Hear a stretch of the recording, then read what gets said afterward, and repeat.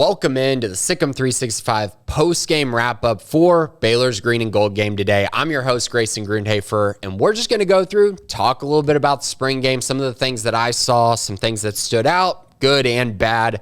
Lots to take away. It was a fun day, but again, I think a lot of our takeaways are going to be things that we probably don't really learn the answers to until the fall. That's always how this happens. You go out, a lot of the offense is vanilla, a lot of the defense is vanilla, and we try to take all these massive conclusions away. I think that's the wrong process. But what I do think is that when you see flashes, that's where you can kind of see where guys have taken a step, where guys are, really excelling, and so on and so on. So let's start with quarterback position, because I know that's where everyone wants to start. That's where the huge talking point is, I think, after this game.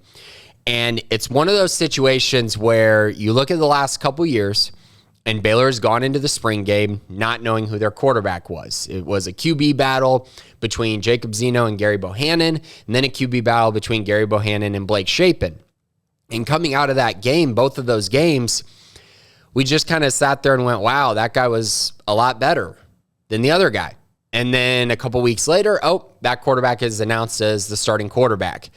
The weird thing about this year is that once again, the guy who came in as the, quote unquote backup outplayed the guy who's the starter going into the game. And so it makes you go, okay, does the common trend continue? Is now a quarterback named the starter? Is Sawyer Robertson named the starting quarterback now? I sure hope not. I really, really hope not. I think this battle needs to go into the fall.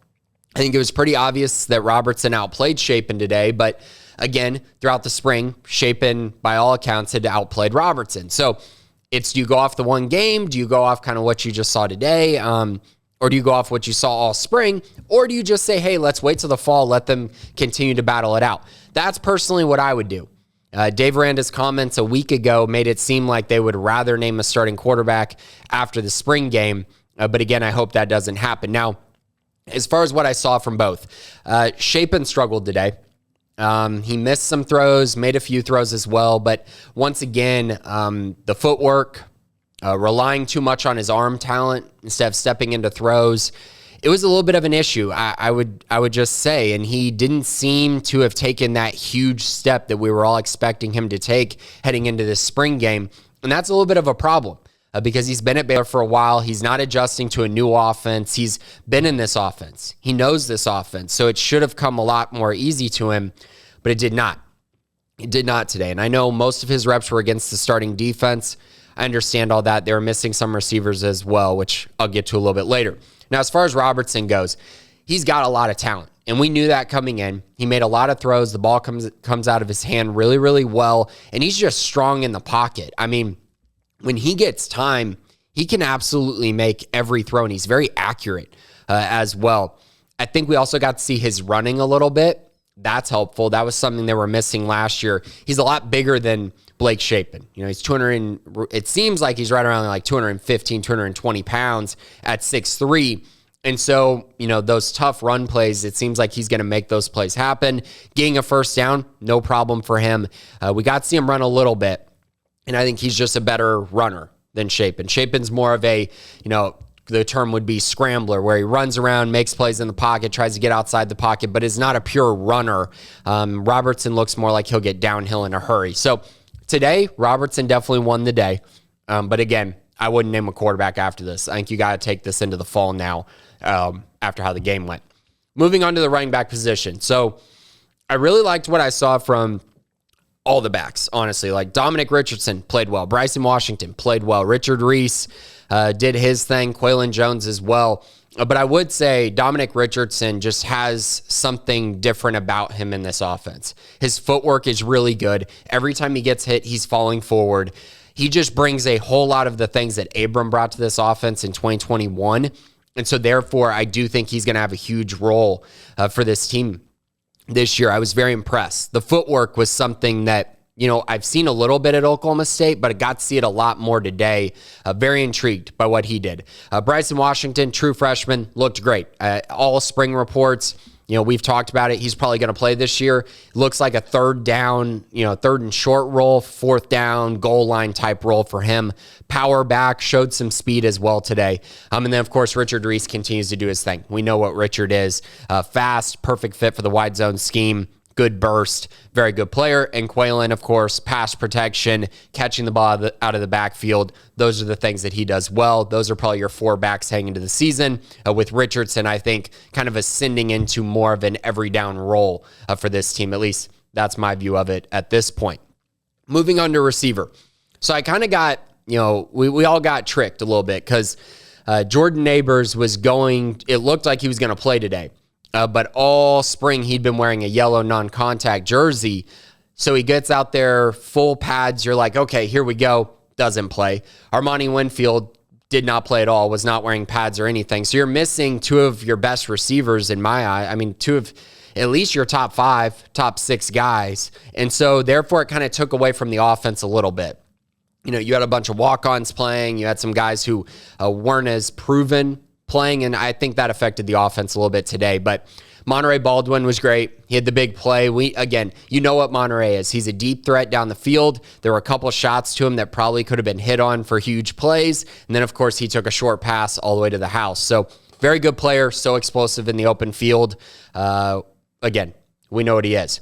Keytron Jackson did not have his best game, but you can tell that they're using him as more of an alpha. They're definitely going to throw him the ball on 3rd and 5, 4th and 3. They're going to be okay throwing him the football and making sure that he gets an opportunity to make a play. And he did that today a little bit.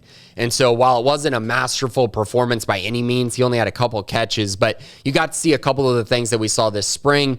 He caught a short pass and then ran all the way to the other side of the field, probably completely unnecessary, but you saw the make you miss ability. Again, something they didn't have at the outside receiver position last year. Josh Cameron, Hal Presley, both played well. We know what they are. We know what they can do. You're just hoping for another step in the right direction this year. And I do think, with Winfield and Neighbors out, it did impact their offense. Moving on to tight end.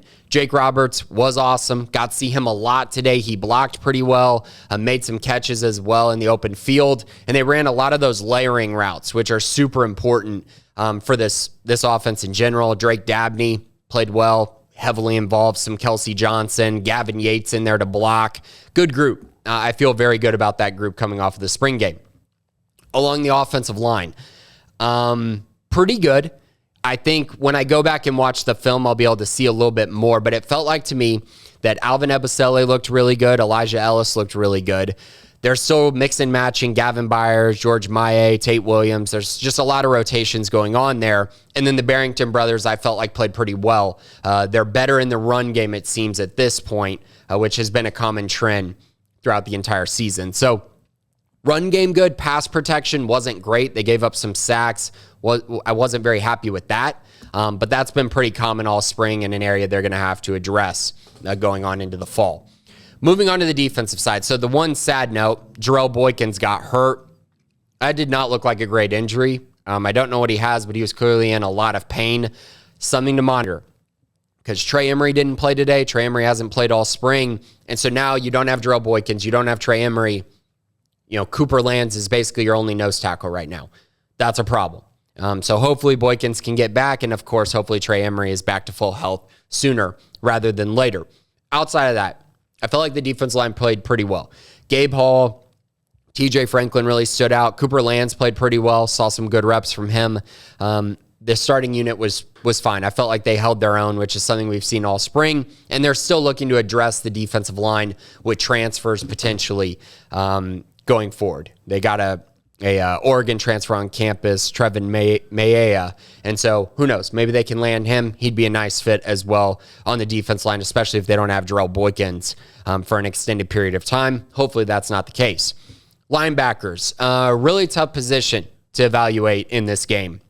You had Josh White show some flashes. You saw Carmelo Jones show some flashes as well. Mike Smith, Matt Jones were the starters. That's kind of what we all thought would happen. They played pretty well. I wouldn't say that they were overwhelming, though. And because of that, I just continue to stay, every time I watch them, I'm like, Josh White, Carmelo Jones, those two look like they're flashing the most. But then it's also, you look at it, Mike Smith and Matt Jones, the consistent play, the veteran mentality. I get all of it.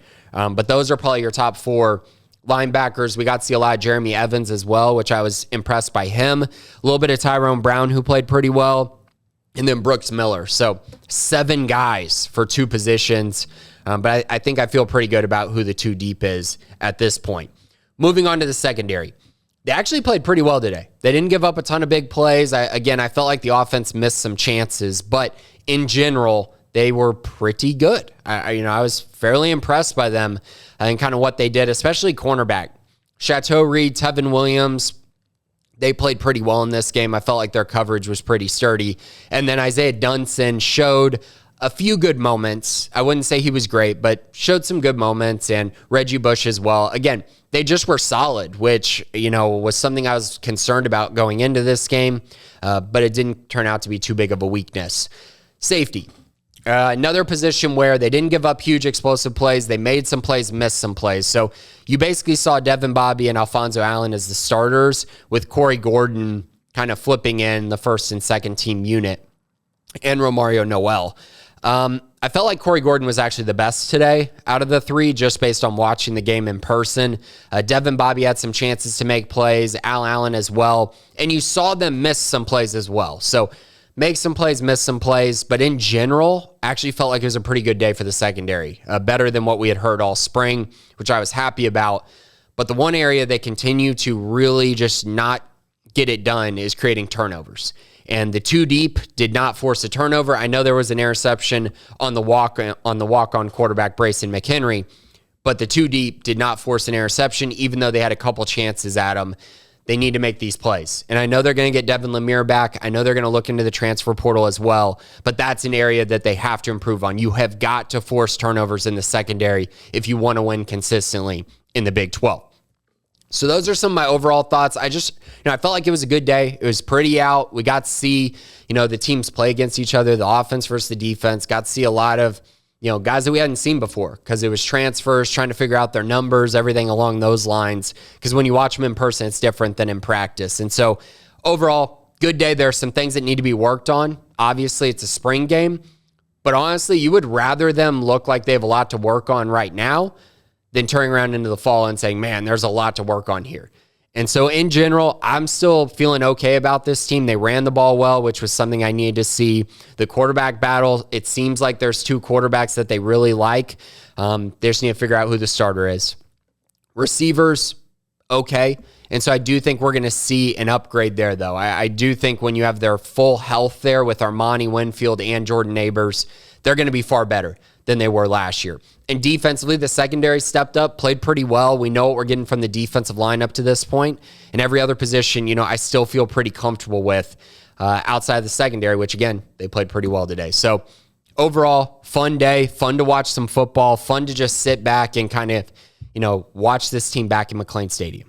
And in general, that's a lot of fun. I would say there was energy as well, which was very cool to see. There was energy, upbeatness, especially before the game. Blake Shapen getting everybody, rallying them up, leading the stretches as well. But yeah, in general, fun day. And that's pretty much it for this game, spring game. Lots of fun once again. Please be sure to check out Sic'Em 365 Premium. We're going to have all kinds of content. Travis will be writing. I'll be writing. Colt will be writing. Jack potentially as well. We'll have all kinds of content, news, and notes on Sic'Em 365 Premium. But thanks for listening today. This has been the Sic'Em 365 Spring Game Wrap-Up.